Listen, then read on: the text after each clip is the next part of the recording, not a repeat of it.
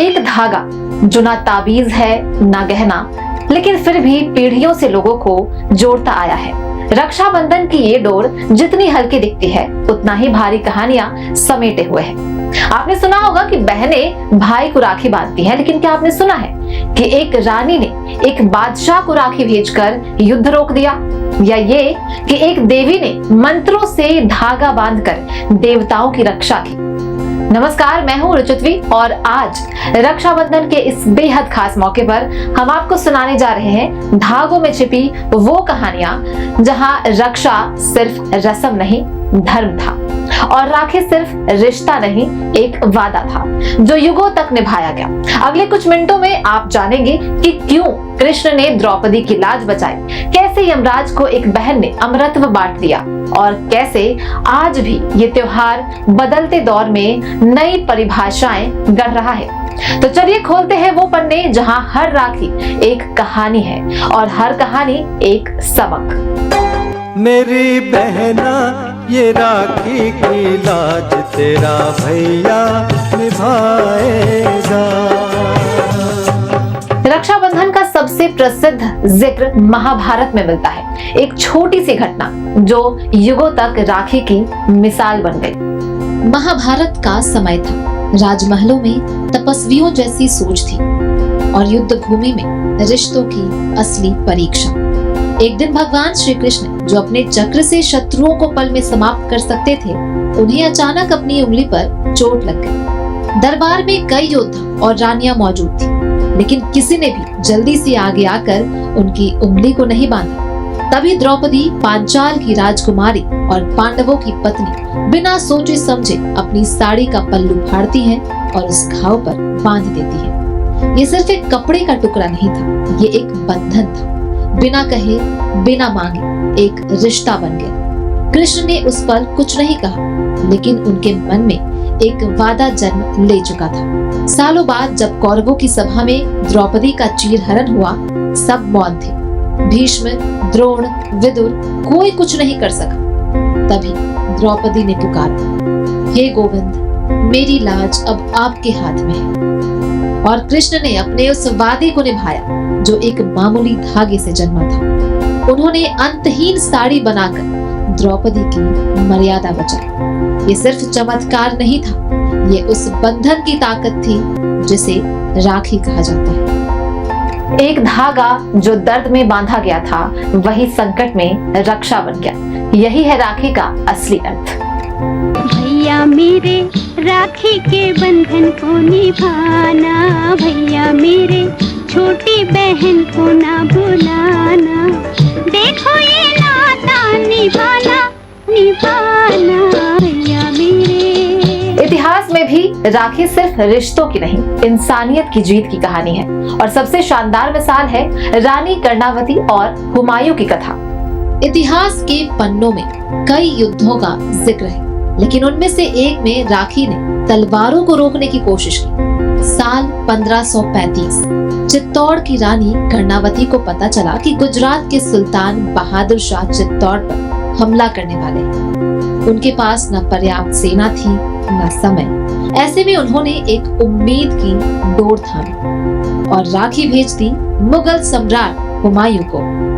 सोचिए, अलग धर्म, अलग राजनीतिक पक्ष, लेकिन राखी ने सब भुला दिया। हुमायूं जो उस वक्त किसी और युद्ध में व्यस्त थे, जैसे ही राखी पहुंची, उन्होंने अपनी सेना को एकत्र किया और तुरंत निकल पड़े। भले ही वो देर से पहुंचे और चित्तौड़ को पूरी तरह नहीं बचा सके, लेकिन इतिहास ने उस कदम को याद रखा। ये सिर्फ एक राजनीतिक सहयोग नहीं था, ये उस भावनात्मक कर्ज की चुकौती थी जो राखी ने बनाया। जब एक रानी की उम्मीद एक राजा की जिम्मेदारी बन गई, तब राखी ने इंसानियत का सबसे सुंदर चेहरा दिखाया। जब शब्दों से बड़ा होता है एक धागा, तब जन्म होता है रक्षाबंधन जैसी परंपरा का।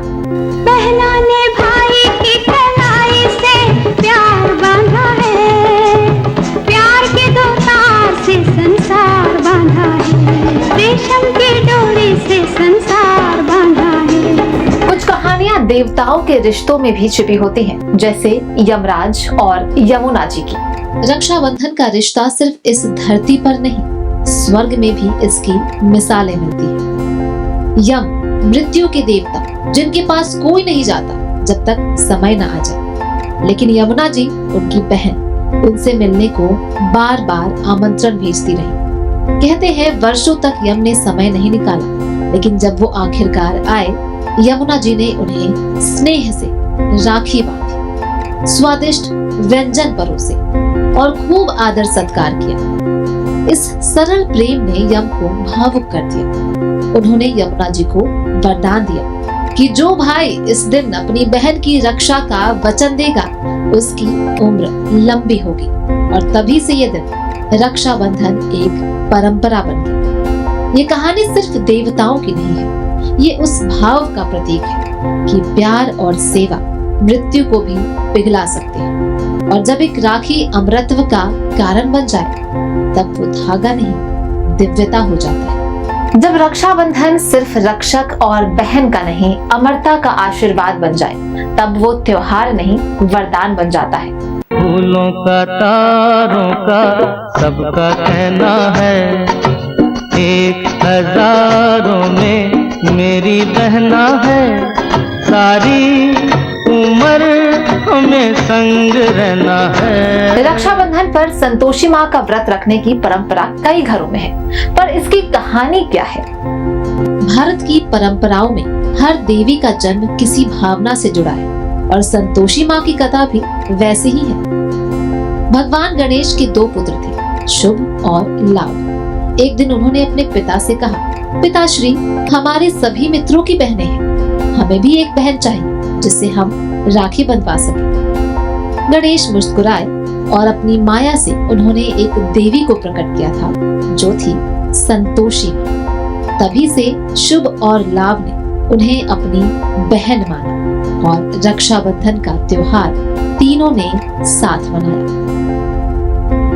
धीरे धीरे संतोषी माँ की पूजा पूरे भारत में फैल गई। लोग मानते हैं कि रक्षाबंधन पर संतोषी माँ का व्रत रखने से परिवार में संतोष, प्रेम और समृद्धि बनी रहती है। ये कहानी हमें बताती है कि जब प्रेम से कोई रिश्ता बनता है, तो देवी देवता भी जन्म ले सकते हैं। और वही राखी एक पारिवारिक कल्पना से एक ईश्वर के रूप में पूजा जाने लगा।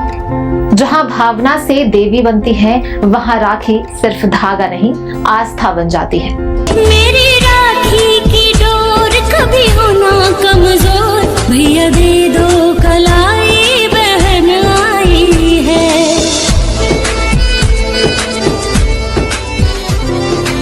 क्या आपने सुना है कि देवताओं की रक्षा भी राखी से हुई थी? हमारे शास्त्रों में युद्ध केवल तलवार से नहीं, भावनाओं से भी जीते जाते थे। जब देवताओं और दानवों के बीच घमासान छिड़ा, तब इंद्र देवताओं के राजा हार की कगार पर थे। उनकी पत्नी इंद्राणी, जो इस संकट को देख रही थी, चुप नहीं बैठी। उन्होंने एक धागा लिया, पवित्र मंत्रों से उसे आमंत्रित किया और इंद्र की कलाई पर बांध दिया। वो धागा शक्ति का प्रतीक था, नारी की प्रार्थना, पत्नी की आस्था और रक्षक की प्रेरणा। उस रक्षा सूत्र ने इंद्र को ऐसी शक्ति दी कि वो युद्ध जीत गए। और यही रक्षा सूत्र बाद में रक्षा बंधन की परंपरा में बदल गया। ये कहानी हमें सिखाती है कि कभी कभी युद्ध जीतने के लिए शस्त्र से ज्यादा जरूरी होता है विश्वास और एक आशीर्वाद भरा धागा।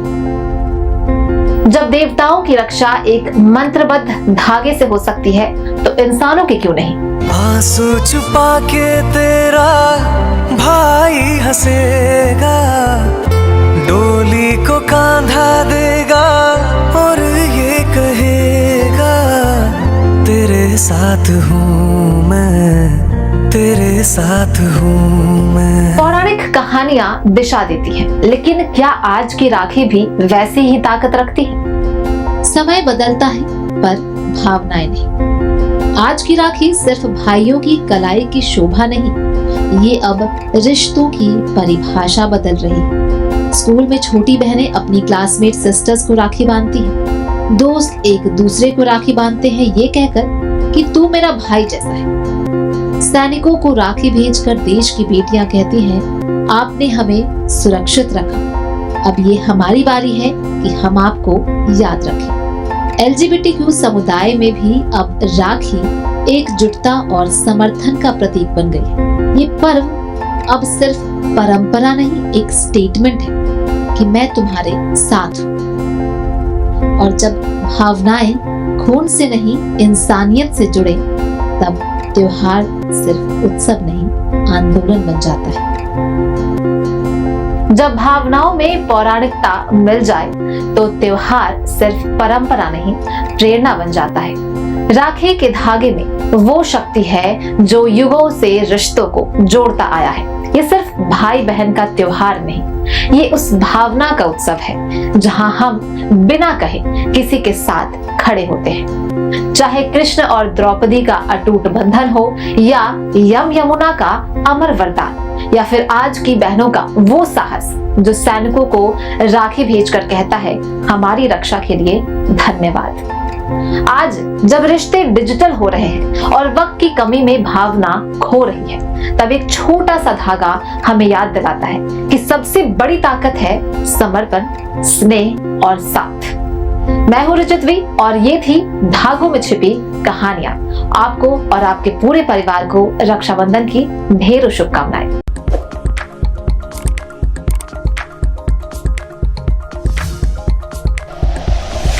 Like and share videos, subscribe करें हमारा चैनल और प्रेस करें बेल आइकॉन। News 11 भारत, सच है तो दिखेगा।